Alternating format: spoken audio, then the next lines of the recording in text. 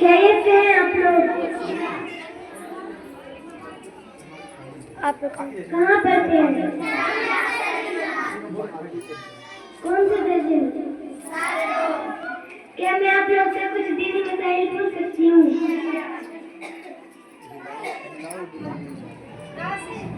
منتشا بہن آپ سرائے نماز سنیں۔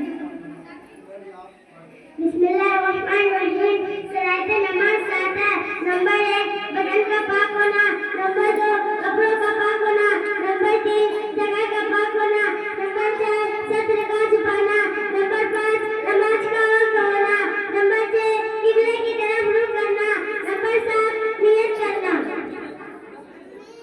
ماشاءاللہ۔ اب اس کے بعد زویا بہن آپ کھانا کھانے کی سنتیں سنائیں۔ کھانا کھانے کی سنتیں: